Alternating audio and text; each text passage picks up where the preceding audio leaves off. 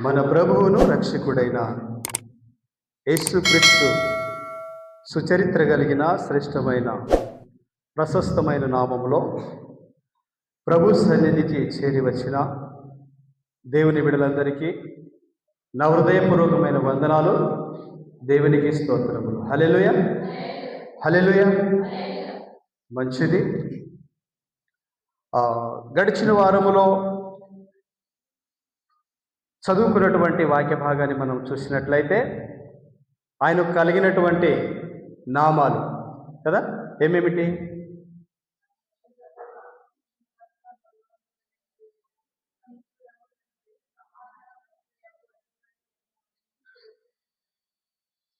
చెప్పండి అందరూ.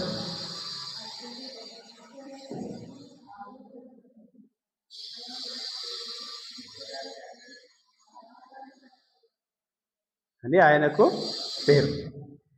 ఇక్కడ చూసినట్లయితే ఆయన భుజముల మీద రాజభారం ఉండును అని ఒక మాట మనం చదువుకొని ముందుకు వెళదాం.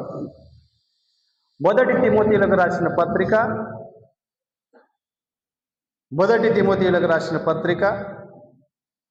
6వ అధ్యాయము 15వ వాక్యం.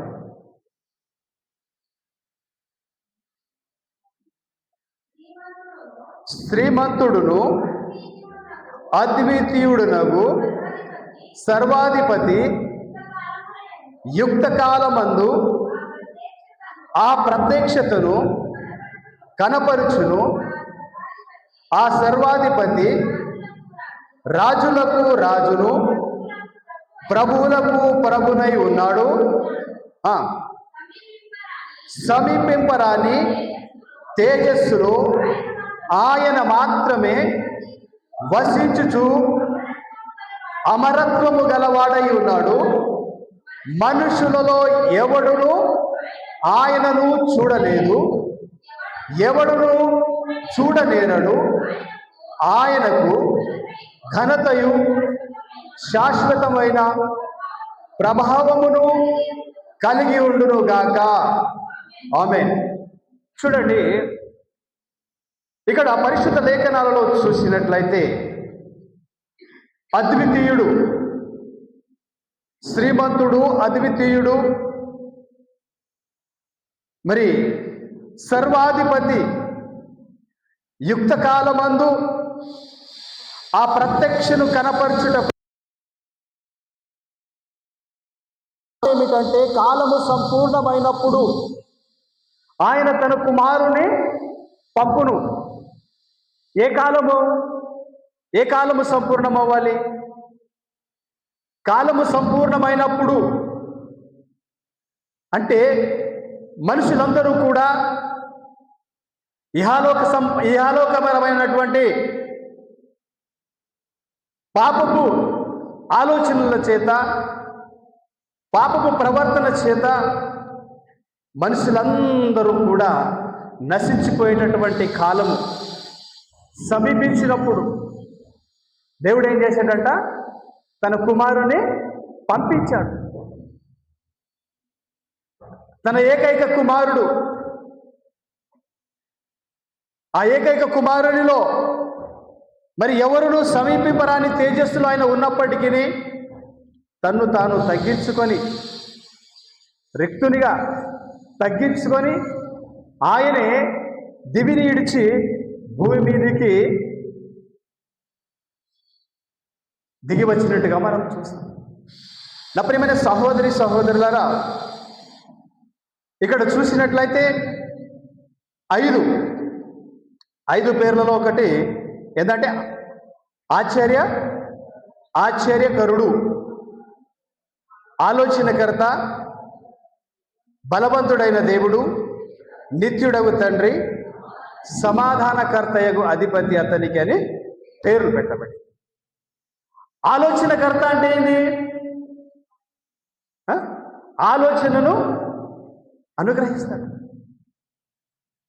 ఈ లోకంలో చూసినట్లయితే బుద్ధి, జ్ఞానము, వివేకము లేక, ఆలోచన లేక మానవాళి నశించిపోతుంది.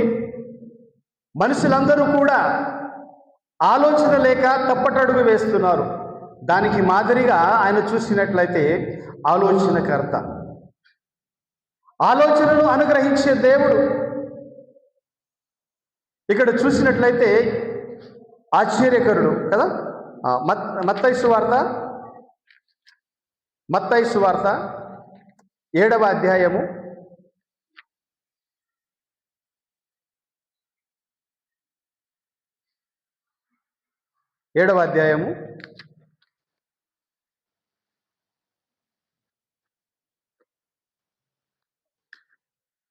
22వ వాక్యం.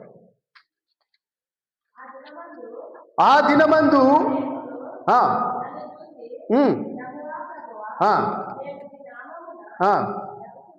ప్రవచింపలేదా, మీ నామమున దయ్యములను వెళ్ళగొట్టలేదా, మీ నామమున అనేకమైన అద్భుతములు చేయలేదా అని చెప్పుదురు. అప్పుడు నేను మిమ్మును ఎన్నడును ఎరగను, అక్రమము చేయువారులారా నా యొద్ద నుండి పొండని వారితో చెప్పారు. చూడండి, వీరు ఎవరిని గురించి మాట్లాడుతున్నారు? ఇక్కడ ప్రభువే, సాక్షాత్తు ప్రభువే బోధిస్తున్నటువంటి మాట. ప్రభువా ప్రభువా ప్రభువా అని రాత్రిని బవళ్ళు మరి అద్భుతములు చేస్తూ ప్రార్థన చేస్తున్నారు, దయ్యములను వెళ్ళగొడుతున్నారు, అద్భుత కార్యములు జరిగిస్తున్నారు. కానీ తండ్రి చిత్తమేమిటో తెలుసుకోలేకపోతున్నారు.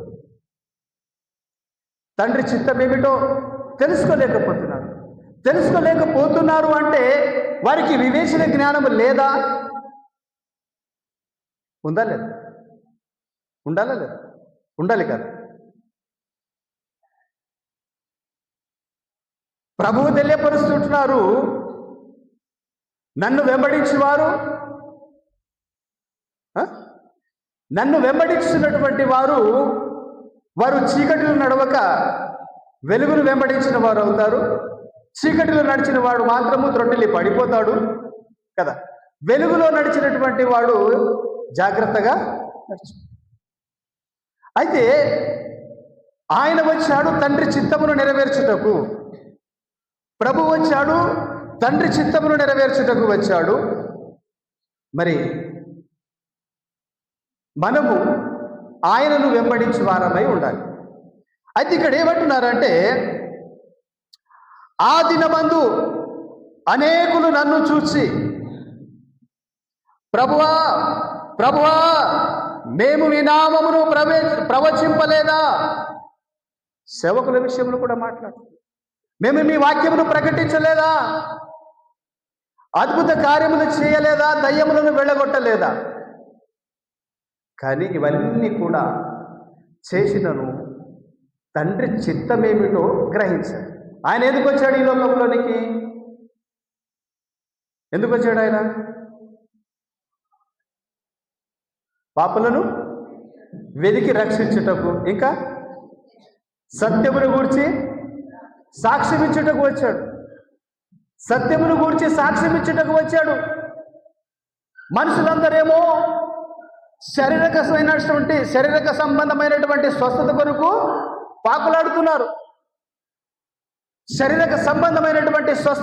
పాకులాడుతున్నారు. ప్రభువేమో ఆత్మలను రక్షించుట కొరకు. తండ్రి చిత్తమేమై ఉందో, తండ్రి చిత్తమేమిటో అది నెరవేర్చడానికి ఆయన ఈ లోకంలోనికి వచ్చి ఉన్నాడు. అది ఆయనకి ఇచ్చినటువంటి బాధ్యత. ఆత్మలను రక్షించాలి, ఆత్మలను ప్రభు వైపు నడిపించాలి. కనుక ఇక్కడ చూసినట్లయితే ప్రభువా ప్రభు అని నీ నామమున ప్రవచింపలేదా, మీ నామములను దయ్యమును వెళ్ళగొట్టలేదా, మీ నామమున అనేకమైనటువంటి అద్భుత కార్యములను చేయలేదా అని చెప్పుదురు. అప్పుడు నేను మిమ్మును ఎన్నడూ ఎరగను, అక్రమము చేయవారులారా నా ఎదురు నుండి పొండని వారితో చెప్పెను. అయితే నా ప్రియమైన సహోదరి సహోదరులారా, ఆలోచించాలి. ఇప్పుడు మనం సపోజ్ ఉదాహరణ, మీకు ఒక ఉదాహరణ నేను తెలియపరుస్తాను. ఒక మనిషికి ప్రభు ప్రత్యక్షమై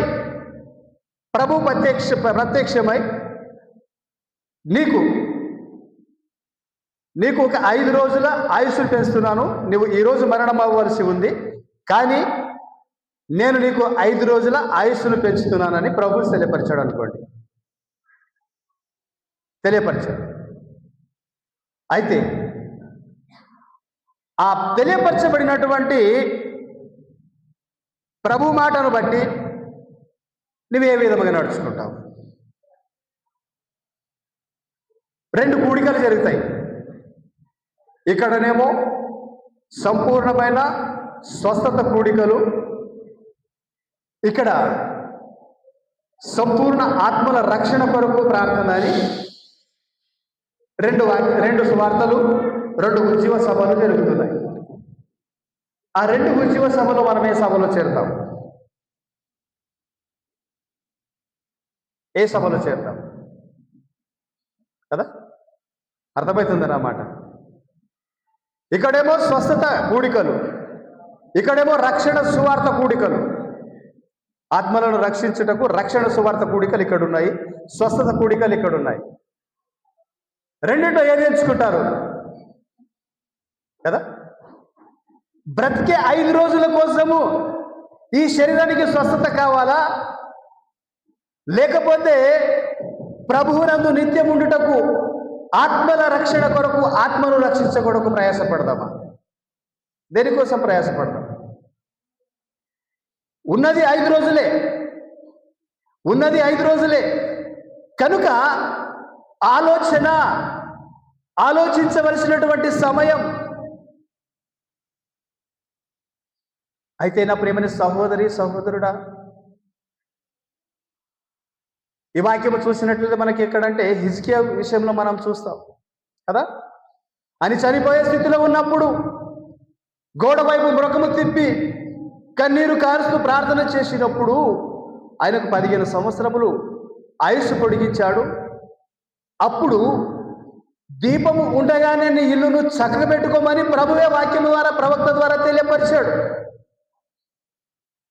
ఈరోజు నీకు వివేచన, జ్ఞానము, ఆలోచన కనుక కలిగి ఉంటే పరిశుద్ధ లేఖనాలలో తెలియపరుస్తాడు ప్రభువే. బుద్ధియు వివేకమును సర్వ సంపదలు నీ యందు గుప్తమై ఉన్నవి. ఎవరి దగ్గర ఉన్నాయి అవి? ప్రభు దగ్గర ఉన్నాయి. బుద్ధియు వివేక జ్ఞానమును సర్వ సంపదలు ఆయన యందు గుప్తమై ఉన్నవి. అయితే మనకు వివేచన జ్ఞానము కలిగి ఉంటే, ఆలోచన కలిగి ఉంటే, తాత్కాలికమైనటువంటి విడుదల కోసము, తాత్కాలికమైనటువంటి స్వస్థత కొరకు, తాత్కాలికమైనటువంటి సుఖము కొరకు, తాత్కాలికమైనటువంటి సంతోషము కొరకు ప్రాకులాడక వివేచన జ్ఞానమును కలిగి ప్రభువు అనుగరించేటటువంటి నిత్య జీవము కొరకు, మీ ముందు ఉంచినటువంటి జీవ కిరీటము కొరకు మీరు వివేచన జ్ఞానము కలిగి, ఆలోచన కలిగి మీ ముందు వచ్చినటువంటి పరుగు పందెములో ఓపికతో పరిగెత్తాలని ప్రభు లేఖనాల ద్వారా మాట్లాడతాం. గ్రహించాలి. ఆలోచన లేక తప్పిపోతున్నారేమో. ఆలోచనను అనుగ్రహించే దేవుడు. ఇంకొక మాట చదువుదాం, ముందుకు వెళ్దాం. యోహాను సువార్త 14వ అధ్యాయము. యోహాను సువార్త 14వ అధ్యాయము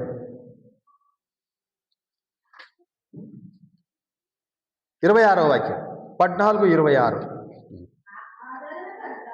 ఆదరణకర్త అనగా తండ్రి నామమున పంపబోవు పరిశుద్ధాత్మ సమస్తమును మీకు బోధించి నేను మీతో చెప్పిన సంగతులన్నిటినీ మీకు జ్ఞాపకము చేయును. ఇక్కడ మనం చూసినట్లయితే ప్రభు వెళ్ళిపోయినప్పుడు మరి ఇక్కడ ఆదరణకర్త అంటే పరిశుద్ధాత్మ.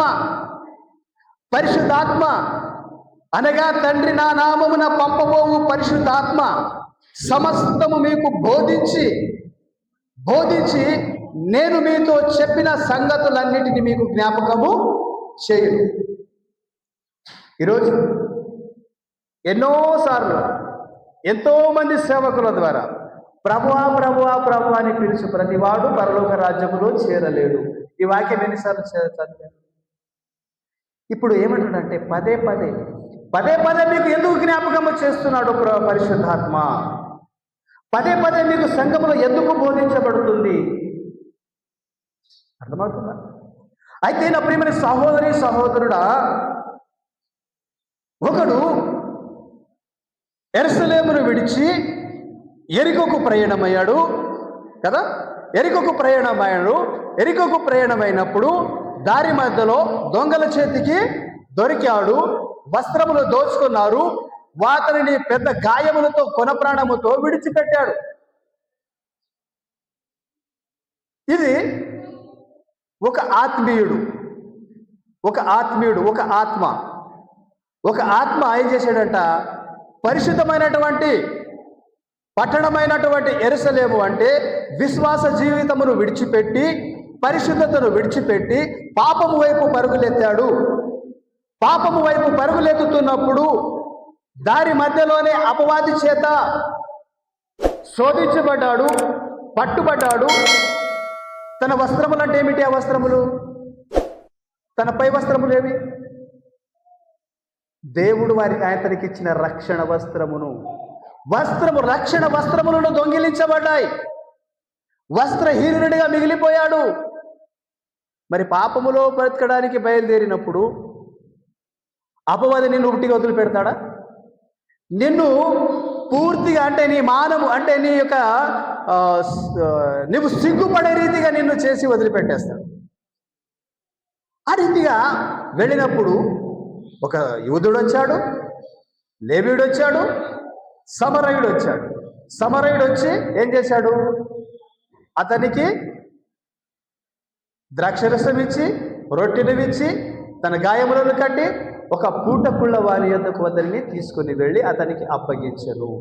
అక్కడ పూటకుళ్ళవాడు ఏం చేశాడు? అతనికి ఏమన్నాడంటే, ఇదిగో నేను ఇతనికి నీకు అప్పగిస్తున్నా, నేను వెళ్ళిపోతా. ఆయనకు కావలసినటువంటి ఏదైనా ఉంటే నీవు అతనికి ఖర్చు పెట్టు, నేను వచ్చి నీకు చెల్లించవలసినటువంటి బెల్ల చెల్లించి నేను తీసుకుని వెళ్తా అన్నాడా లేదు? పూటకుళ్ళవాడు అంటే ఎవరంటే పరిశుద్ధాత్మ. ఆ పరిశుద్ధాత్మకు నీకు అప్పగించి వెళ్ళిపోయాడు. ఆ పరిశుద్ధాత్మని ఏం చేస్తాడంటే సరిచేసి మార్గములో పెట్టి సమస్తమును బోధించి నేను ఆత్మీయతలోనికి మళ్ళీ నడిపించి ప్రభు వచ్చినప్పుడు ప్రభుకు అప్పగిస్తాడు. ప్రభువుకు మళ్ళీ అప్పగించాలా ఆ పరిశుద్ధాత్మ. ఆ రీతి ప్రకారంగా ఇక్కడ అన్నీ కూడా క్లుప్తముగా ఏమంటున్నాడంటే, ఆయన మీకు అన్నీ బోధించును, సమస్తమును బోధించునని నేను మీతో చెప్పిన సంగతులన్నిటినీ మీకు జ్ఞాపకము చేస్తాడు.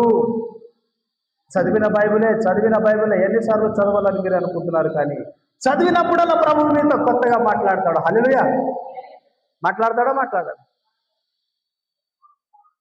ఈరోజు కూడా ఇవన్నీ కూడా మీకు ఎందుకు రిపీట్ చేస్తున్నాడు అంటే, మీలో ఆలోచన జ్ఞానం లేక,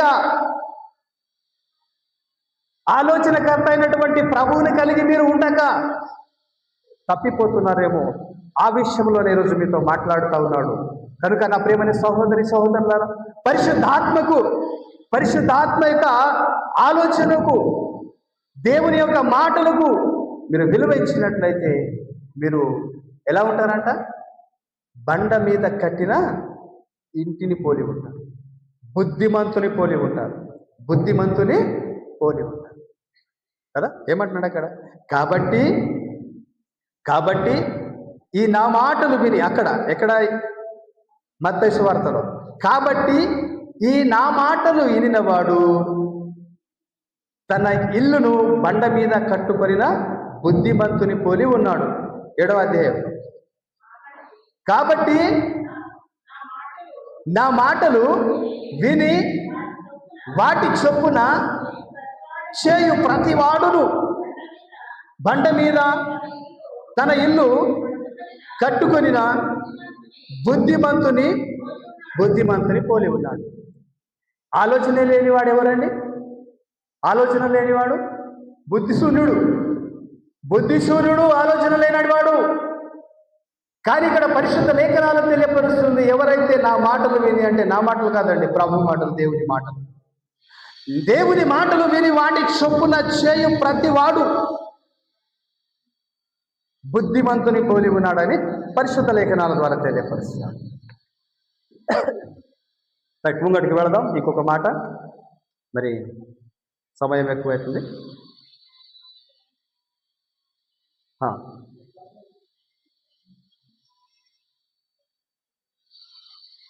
పరిశుద్ధ లేఖనాలలో మనం చూసినట్లయితే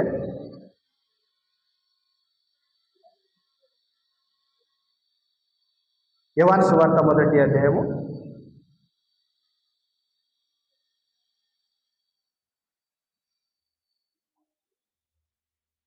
1వ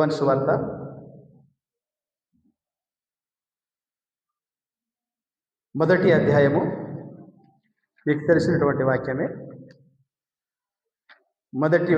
మొదటి వచనం నుంచి, ఆదియందు వాక్యముండెను, వాక్యము దేవుని యొద్ద ఉండెను, వాక్యము దేవుడై ఉండెను, ఆయన ఆదియందు దేవుని యొద్ద ఉండెను, సమస్తమును ఆయన మూలముగా కలిగెను, కలిగి ఉన్నదేదియు ఆయన లేకుండా కలగలేదు. చూడండి నా ప్రియమైన సహోదరుడా,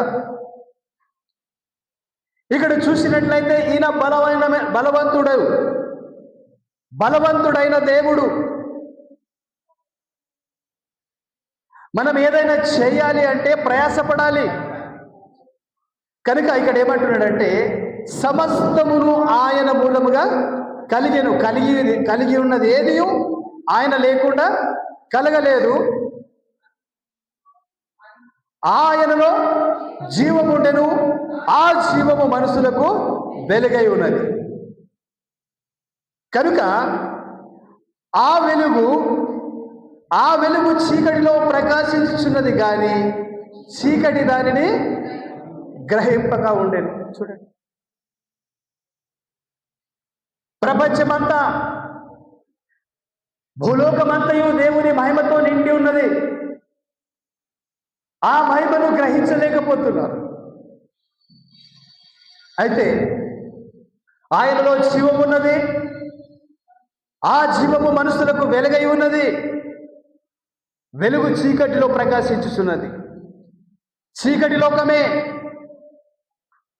లోకములో ప్రకాశించుచున్నది, కానీ ఆ చీకటి దానిని గ్రహించలేకపోతుంది. ఎలా గ్రహించలేకపోతుంది? సపోజ్ ఉదాహరణ, ఈ యొక్క రూమ్ అంతా, ఇప్పుడు చర్చ్ అంతా లైట్ లేకపోతే చీకటి కమ్ముకుంటుంది. సడన్ గా వెలుగు వస్తే చీకటి వెళ్ళిపోతుంది. ఎందుకు వెళ్ళిపోతుంది? వెలుగు వచ్చింది కాబట్టి చీకటి వెళ్ళిపోతుంది. మరి చీకటిలోనే ప్రకాశించినప్పుడు, చీకటిలోనే వెలుగు వచ్చినప్పుడు, ఆ చీకటి దీనిని గ్రహించలేకపోవడం ఏమిటి కదా? అర్థమవుతుంది అన్నమాట. ఇప్పుడు సపోజ్ ధరణ, ఈ బైబిల్లో తెల్ల పేపర్ ఉంది. ఈ తెల్ల పేపర్ మీద నల్ల కాగితాలు ఉన్నాయి, నల్ల అక్షరాలు ఉన్నాయి. ఈ నల్లదాని మీద, ఈ తెల్లదాని మీద నల్ల అక్షరాలు రాగానే ఏమైపోయింది? మొత్తం నల్లగా అయిపోయిందా?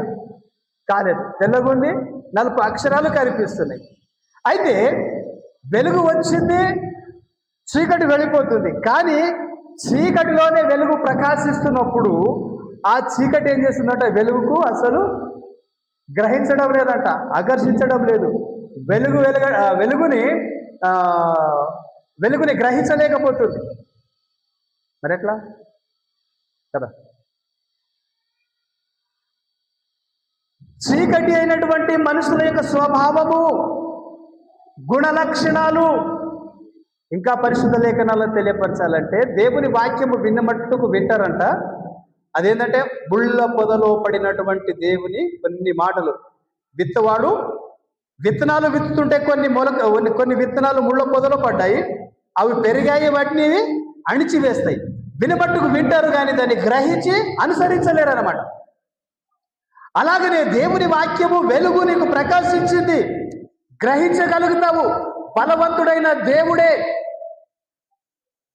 ఎర్ర సముద్రాన్ని పాయలుగా చేసినప్పుడు చూశావు, చేదు నీరుని మధురముగా మార్చినప్పుడు చూశావు, ఆకాశంలో నుంచి మన్న కురిపిస్తే తిన్నావు, శత్రు సైన్యము లేకుండా అందరినీ నశింప చేయడము కూడా చూశావు.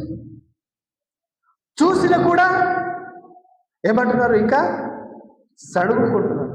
అంటే నేను ఇక్కడ మన విషయంలో ఏమిటంటే, దేవుడు నీకు ఇచ్చినటువంటి కృపను బట్టి ఈరోజు నువ్వు ఈ స్థితిలో ఉన్నావు అంటే అది దేవుని కృప.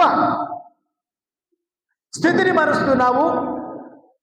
దేవుడు నీకు చేసినటువంటి అద్భుత కార్యములు, మేళ్ళన్నీ కూడా మరిచి విడిచిపెట్టేసి ప్రభు యొక్క మేలును గ్రహించలేక, ఆయన వాక్యాన్ని నీవు లక్ష్య పెట్టక, ఆయన మాటను నీవు లక్ష్య పెట్టక, బలవంతుడైనటువంటి దేవుడు కలిగి ఉన్నటువంటి నీవు ఆ ఆలోచనలకు విరుద్ధంగా నడుచుకుంటున్నావు. దేవుని నీవు గ్రహించలేకపోతున్నావు. అయితే నా ప్రియమైన సహోదరి సహోదరుల దగ్గర 14వ వచనంలో ఏమంటారు చూడండి.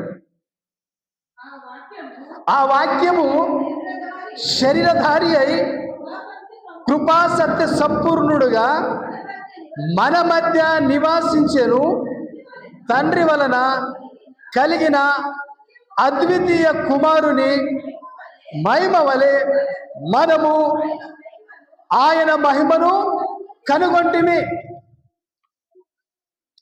శరీరధారి అయి, ఆ వాక్యమే, పైన వాక్యము చూస్తాము, ఆది యందు వాక్యం ఉండెను, ఆ వాక్యము దేవుని యొద్ద ఉండెను, ఆ వాక్యము దేవుడై ఉండెను. వాక్యం ఏమైందట? శరీరమును ధరించుకొని మన మధ్యలో నివాసం ఉండెను.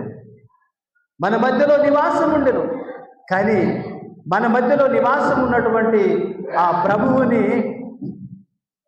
ఏం చేశారు? అందరూ ఏమన్నారు? ఆయన దయ్యం పట్టినవాడు కదా, ఆయన యోసేపు కుమారుడు, మరియమ్మ యోసేపుల కుమారుడు, ఆయన క్రీస్తు కాడు. ఈనాటికి కూడా ఎందరో ఇంకా క్రీస్తు రాలేదు, ఆయన దేవుడు కాదు అని సంబోధిస్తూ మాట్లాడుతూ ఉన్నారు. ఆయనను పరిశుద్ధ లేఖనాలలో స్పష్టంగా తెలియపరుస్తూ ఉన్నాడు. ఆది యందు వాక్యం ఉన్నటువంటి ఆ వాక్యమే శరీరధారి మన మధ్యలో నివాసము ఉండెను, మన మధ్యలో నివసించెను, తండ్రి వలన కలిగినటువంటి అద్వితీయ కుమారుని మహిమ వలె మనము ఆయనను కనుగొంటిమని పరిశుద్ధ లేఖనాల ద్వారా తెలియపరుస్తాం. ప్రియమైన సహోదరి సహోదరులారా, బలవంతుడైనటువంటి దేవుడు, బలము కలిగినటువంటి దేవుడు పరిశుద్ధ లేఖనాల్లో తెలియపరుస్తుంటాడు. రక్షింపనేరక నా చేతులు కొరచ కాలేదు, విననేరక నా చెవులు మందము కాలేదు, కానీ మీ పాపములే అడ్డుగా ఉన్నాయని అక్కడ సంబోధిస్తూ మాట్లాడతారు యేసయ్య ప్రవక్త. నా ప్రియమైన సహోదరి సహోదరులను ముందుకు వెళదాం. సమయానికి ముగించేద్దాం. మన రయ్య గారు ఇంకొక మాట చెప్పి ముగించుకుందాం. కొలస్సీలకు రాసిన పత్రిక 2వ అధ్యాయము 9వ వాక్యం. కొలస్సీలకు రాసిన పత్రిక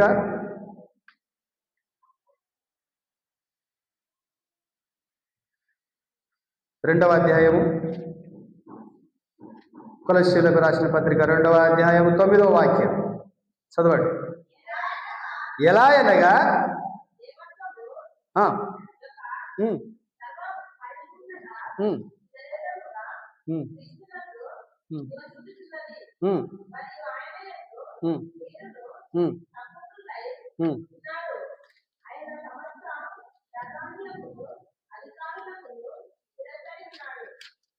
చూడండి, నా ప్రియమైన సహోదరి సహోదరులారా, పరిశుద్ధ లేఖనాలలో తెలియపరుస్తున్నటువంటి మాట ఏమిటంటే, ఎలా అనగా దైవత్వము యొక్క సంపూర్ణత శరీరముగా క్రీస్తునందు నివసించుచున్నది. దైవత్వం అంటే దేవుడు కదా, దేవుడు. అక్కడ వాక్యము శరీరధారిగా వచ్చింది. శరీరధారిగా వచ్చినటువంటి క్రీస్తులో చూసినట్లయితే, మరియు ఆయన యందు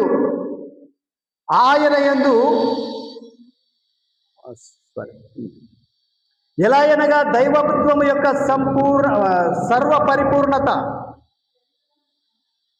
దేవునికి ఉండవలసినటువంటి పూర్ణ లక్షణాలు, పూర్ణ దైవత్వము, పూర్ణ సర్వ పరిపూర్ణత శరీరముగా క్రీస్తునందు నివసించుతున్నది.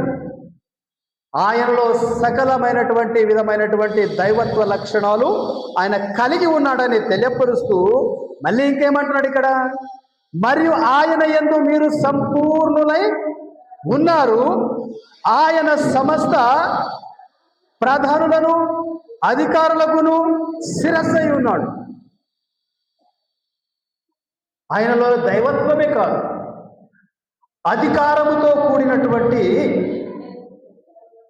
అధికారం కూడా ఉంది. ఇక్కడ పరిశుద్ధ లేఖనాల్లో మనం చాలా జాగ్రత్తగా చూసినట్లయితే, సర్వ పరిపూర్ణత దైవత్వమును ఆయన యందు నివసిస్తున్నది. ఆ నివసిస్తున్నది కానీ ఆనాడు వారు ఆయనను గ్రహించక, ఆయనను లక్ష్య పెట్టక, వారందరూ కూడా చీకటిని వెంబడిస్తూ చీకటి మనసులతో పోల్చాడు ఆయన వారిని. శాస్త్రులను, పరిచయులను, ధర్మోపదేశకులను వారిని చీకటితో పోల్చి వారి మధ్యలో సంచరిస్తున్నప్పుడు కూడా వారు ఆయనను గ్రహించలేకపోయారు కాబట్టి వారిని చీకటితో పోల్చాడు. ఈరోజు మన మధ్యలో ఈ వాక్యము వెలువడుతూ ఉంది. దేవుని సందేశములు బయలుపరచబడుతున్నాయి. దేవుడు అంటే ఏమిటి?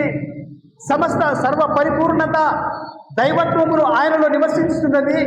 ఆ వాక్యమే శరీరధారి మన మధ్యలోకి వచ్చి నివసిస్తున్నాడు కనుక మనం ఏ రీతి ప్రకారంగా ఆయనను గ్రహించగలుగుతున్నామా? గ్రహిస్తే మాత్రము మీరు ధన్యులు. గ్రహించక ఉంటే మీరందరూ కూడా ఇంకా చీకటి సంబంధులైనటువంటి మనసులని కదా, అంతేనా? గ్రహించగలిగి ఆయనను వెంబడిస్తే వెలుగు సంబంధులు బలవంతుడైన దేవుణ్ణి కలిగిన వారండి. ఒకవేళ మీరు గ్రహించలేకపోతే ఆ పరిపూర్ణత ఏమంటున్నాడు? మీరును క్రీస్తునందు మరియు ఆయన యందు మీరును సంపూర్ణులై ఉన్నారు. ఆ సంపూర్ణలతోనికి మనము రాము. ఎప్పుడైతే ఆయనను మనము కలిగి ఉన్నట్లయితే ఆ సంపూర్ణత ఆయన ద్వారా మనలో కూడా కలుగజేస్తాడని పరిశుద్ధ లేఖనాల ద్వారా ప్రభు మాట్లాడుతూ ఉన్నారు. నా ప్రియమైన సహోదరి సహోదరులారా, మరి పరిశుద్ధ లేఖనాలను చాలా జాగ్రత్తగా చదివి గ్రహించండి. వాక్యము మీతో మాట్లాడుతుంది. చదివినప్పుడు, మనస్ఫూర్తిగా చదివినప్పుడు ఆ వాక్యం అనేది మీతో మాట్లాడుతుంది. ఆ మాటలను గ్రహించి వెలుగు సంబంధులుగా మనము జీవించే వారమై ఉండాలని తెలియపరుస్తూ మరి చెప్పబడినటువంటి ఈ కొద్ది మాటలే దేవుడు దీవించి ఆశీర్వదించి మీ ఆత్మీయాహారం కొరకు దేవునికి మహిమకరంగా నుండి నడిపించబడును గాక. ఆమేన్.